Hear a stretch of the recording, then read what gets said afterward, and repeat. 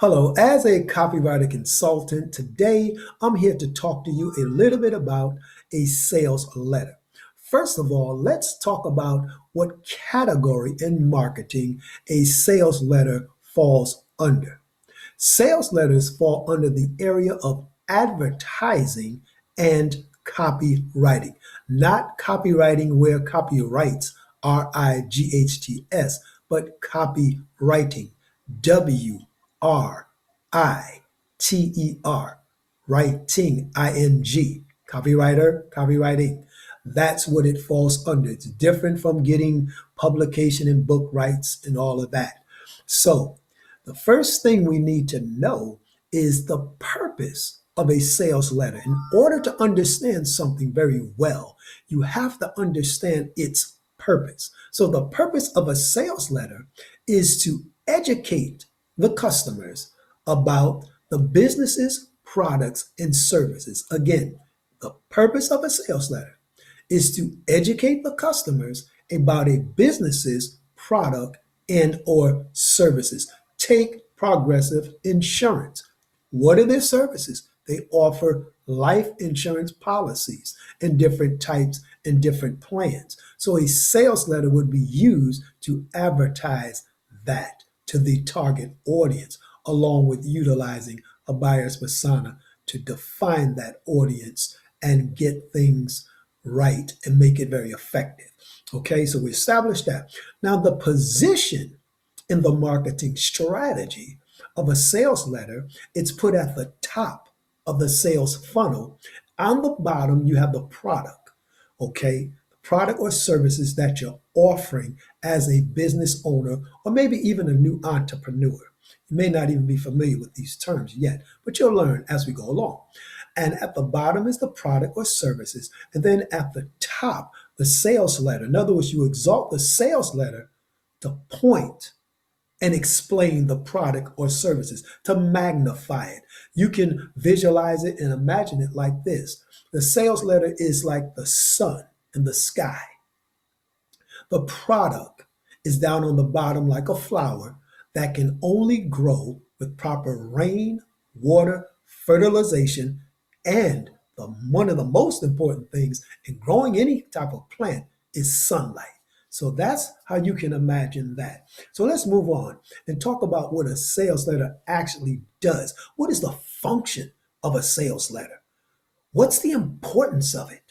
And by the way, those copywriters like myself, copywriter consultants that create sales letters, you can actually sell them to a business or business owner between $600 to $1,200. And some people may even charge $1,500. And that's okay because they're more than worth the ROI, return on investments, that the company or entrepreneur receives due to the copywriting letter or sales letter.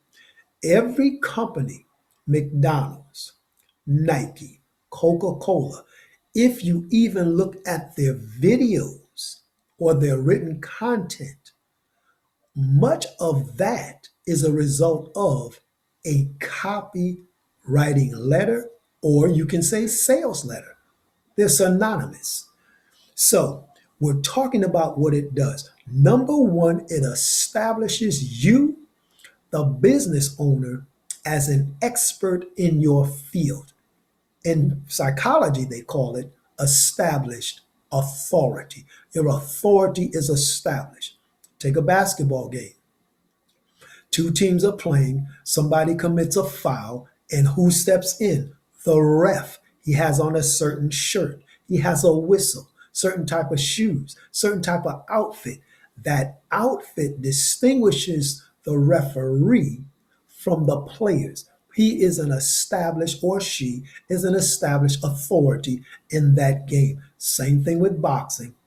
You have the person there to break them up, to watch and make sure if a boxer gets hurt, is he okay to continue or do we stop this fight, calling the doctor? Someone credible that's taking care of good responsibilities to assure what? Quality assurance. So number two, it shows relevance. It creates a relationship between your target audience and your product or services. Again, if it's insurance as a service, it connects, it bridges the gap.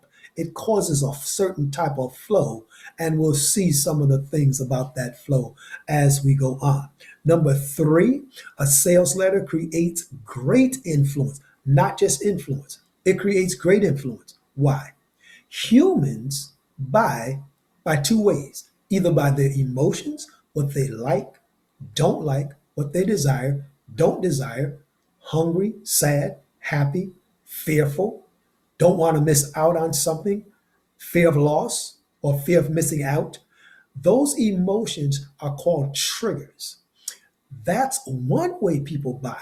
They buy stories off of emotions. They buy ideas, thoughts, and concepts off of emotions. Many people like the Nike sneakers just by the colors. They get excited about that white and red or whatever color it is. Many people go to McDonald's not just because the food is delicious to them, that's their taste buds, but also they love to see that golden arch. Those children love to see those colors in the playground. Happy. Those are emotions, emotional buyers. The other type of buyers are those that say, you have to prove it to me. Years ago, I met a evangelist from Missouri. And she said, Dr. Talley with her little cool self, she said, Missouri is the show me state. You have to prove things to those people. You have to show them numbers. What is the statistics? What is the scientific information that's backing up what you're saying? If you think about it, they use that same type of technique in courtrooms all day long. Your Honor, we're going to call in Mr. Blueberry. Who is he? Lawyer so and so. He's an expert witness, somebody credible, he or she, to give that solid base to what's being said or the case that's being presented. So that's the type of logical and intellectual buyer. Okay. Next, we're going to go to the fourth thing that it does. It persuades the customers to comply with your call to action. It may be a poll that you have. It could be a survey. You're trying to define what products are hot, what are cold, what are lukewarm. Where do we need to put these ad spending dollars? It may be emails that you want them to click on. It may be in a course or a book that you want them to buy or a webinar you want them to attend. So it persuades the customer to a call to action. Okay, so those are the four things that it does. Number one, it shows you as an expert, establishes your authority.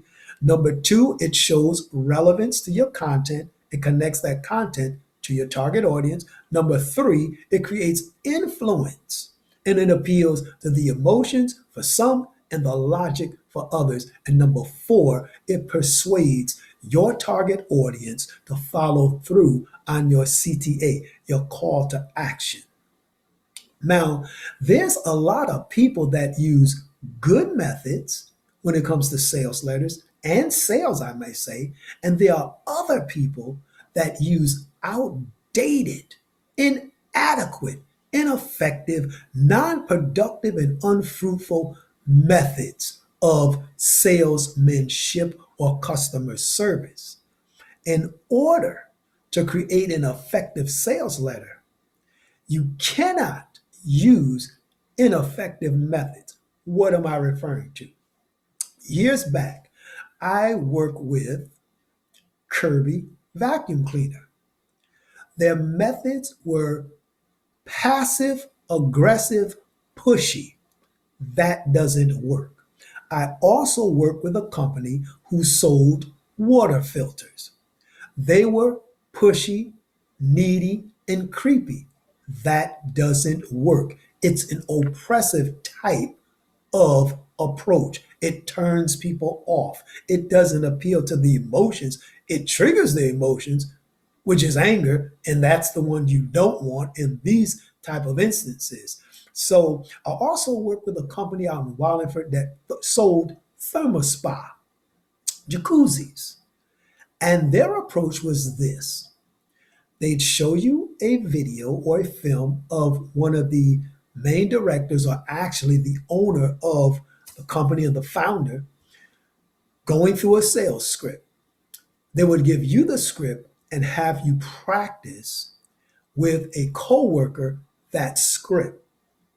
Now, that method is weak because by mocking someone else in a video and doing exactly what they do and say exactly what the script says is cookie cutter. It is too stifling, too conventional, too traditional. There's no flexibility there. And also, I worked for a place in North Haven where they were raising funds for muscular dystrophy. They were pushy, cold calling. That doesn't work. It's very ineffective. And then I worked with a company in New Haven who sold tickets to the opera. So there's one, two, three, four, five companies I've worked for who used ineffective sales methods. That taught me what not to do. So when it comes to a sales letter, you cannot be sounding needy, you can't be sounding creepy, you can't sound pushy. There's a song, I believe it came out back in the 70s, called Smooth Operator. You have to be a smooth operator when creating sales letters. So, what else? Those methods never touch the 10 most objections that people give when presented with a product or a service that they know nothing about. Even if they heard a little bit about it and they are not educated in it, they don't understand the value of it. That's why at the beginning, I stated that sales letters, the purpose is to educate the customer first and foremost about the successfulness they can have by using your products and services, informing, getting them inside to get a closer look at what's being presented, creates an environment or atmosphere to make a better quality decision without being pushy, without sounding needy and creepy. So that's my background concerning the negative side of sales, social sciences, or social engagement, all synonymous. Now, here's some positive things you may not know about me. I've taught Sunday school for over 17 years. I've done all types of outreach work, hospital visitation, going into people's homes, on the streets, underneath tents, even spending the night doing security, counting the money, helping out what they call on the floor, when people are getting prayer, social engaging with people. I'm also a husband of 18 years. I have a son that's 35. I have a stepson that's 35. I have a stepdaughter that's about 45. So all of that social engagement and experience plays into being able to create effective strategies and words in documents like a sales letter to get the message across effectively to the customer via a business or a business person, entrepreneur, or solopreneur. So it's just a little bit about my background. I also have a BS in psychology. And once you get a understanding of psychology, a decent foundation, you can go into any area of psychology. As a matter of fact, I self-taught myself color psychology, studied psychology first, cognitive intelligence through Charter Oak, their online course, Charter Oak State College in New Britain, Connecticut. They had an online course which was accelerated, and I made it through in 16 months, less than 2 years. 2 years is 24, less than 2 years, 16 months with a BS, Bachelor of Science, and a GPA of 4.0. On top of my background of the negative experiences with those companies on top of my background as a husband of 18 years and a father, outreach worker. Been involved with the martial arts for over 40 years. And I constantly say that because a lot of people think martial arts is violent. It's not. It is a science just like marketing. There are 22 concepts that you can use in business involved in the martial arts. I'll name some. Number one, there's time management or priority task. You have to prioritize your task. Two, you have to be flexible, not only in your body, but in your mind. Three, you have to use creativity. Four, you have to be open and honest with yourself as well as with your students. Five, you have to have a code of ethics. It's five things right there. Six, there's analytical reasoning, quantitative research methods. How many push ups are we going to do today? How many drills? How many people attended class? How many did not come in?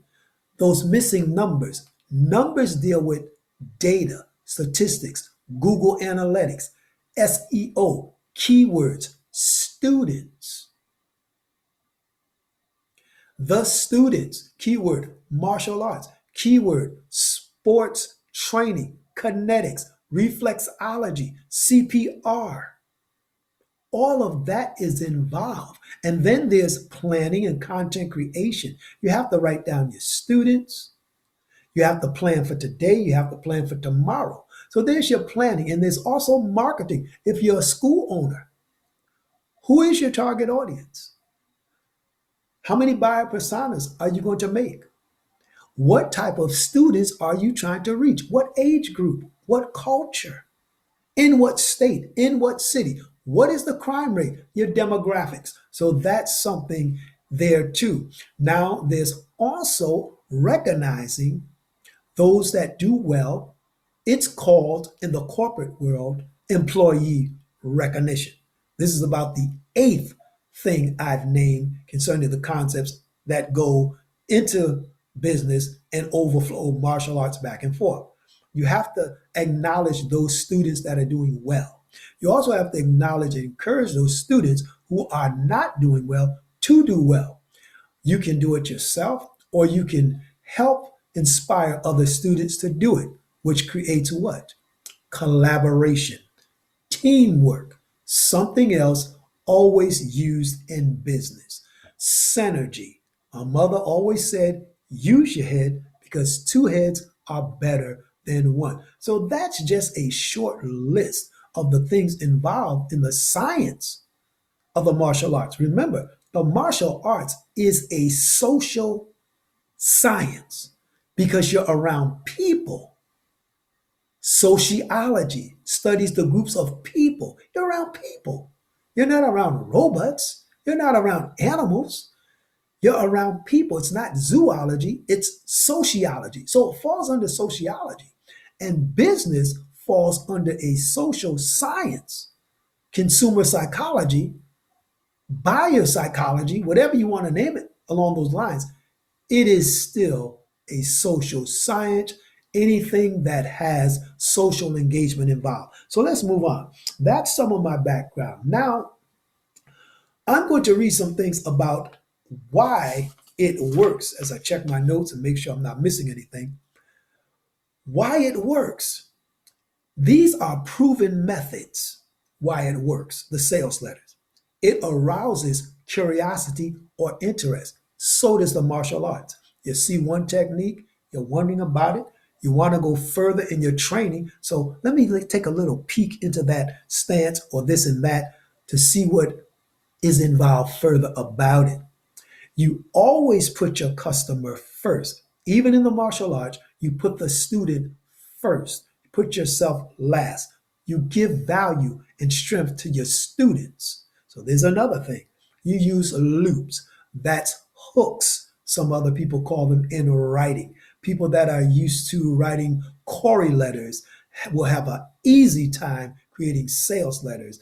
So you present a query letter to a magazine when you want to contribute and get involved with that magazine. You can also send a portfolio along with your query letter. Okay. And then it also answers all objections up front. That's what sales letters do. They answer the customer's objections up front. And as I stated before, the old ungodly, unfruitful methodologies that I went through in the past that don't work, they don't give you anything about how to answer the 10 most objections that customers give. And what else does a sales letter do? It expresses the benefits, not the features. That's another weak area where a lot of people in outdated methods in sales use. They talk about the water filter does this, the water filter does that, the phone does this, the phone does that. And the person gets excited somewhat. But what is the real benefit to that individual? Does it save them time? Does it save them money? Does it help them to get things done in a more effective and efficient manner? That's what people are looking for. So a sales letter helps to convey that. And then it also provides social proof. There's a song by Herbie Hancock called Actual Proof. And you want to provide social proof. And that's what the sales letter does. It's words written on paper, but it shows that without you standing there talking, you give the sales letter to the business owner or to the executives. They read it and respond back to you. So if it does all that, then it creates what that song calls back in the 70s smooth operator. The sales letter is a smooth operator. Now, there are also some business models or methodologies involved with creating sales letters. You can use the Sandler method. You can use the teaching sales method. You can use the inbound exchange. You can use the resolution selling method or the consulting selling method. So there's different methods you can use. Again, the Sandler method, the teaching sales method, the inbound exchange method, the resolution selling method, or the consulting method. All of those can be applied while creating a sales letter, or you can use some here and some from that. You can combine actually because they actually overflow in different ways. And those of you, again, that been around a while, you would know that. But those of you that have not will not know that because you don't have the experience with a sales letter. But you can get that. You can contact me at mikeiswealthy at gmail.com to learn more about it. But let's move on. Then there's a specific formula that most people that write sales letters utilize. It is called HOPPP. That is HOPPP. And if you contact me, I will let you know the secrets of that formula. It is highly effective. Again, a sales letter can be sold to a client from you as a freelancer or you're working with a group between $600 to $1,200 or more just for one sales letter. Why? Because they're like a blue 3-carat oval diamond. A 3-carat blue oval diamond starts at $14,000 and it can go up to $100,000. A 3-carat Marquise diamond, the pear-shaped one, that's Marquise, those start at $19,000. And they say they can run to 95, but you can round that out to $100,000. So they're very valuable, both of those diamonds. A red diamond goes for $3 million per carat.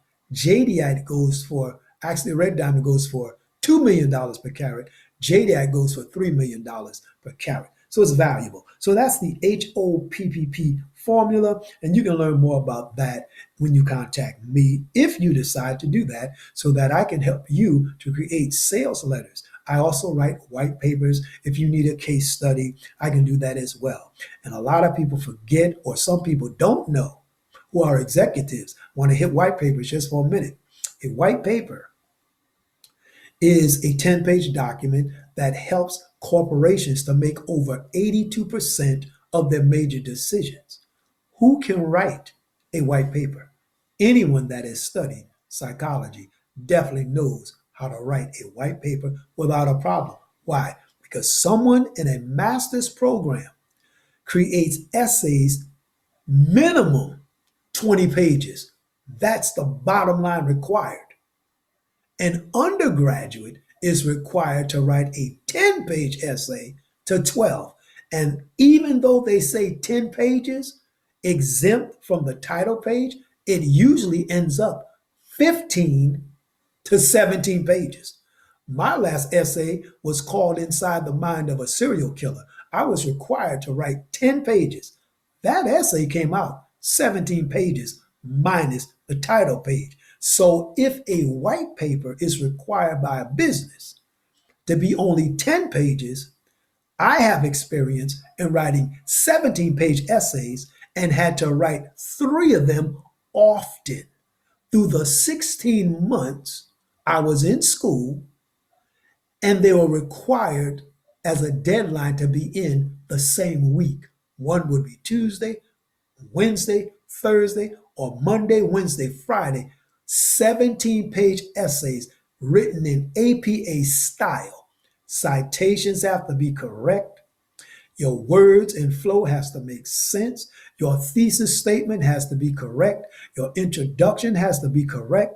Your margins, your fonts, your headings, your footers, all of that stuff has to be correct.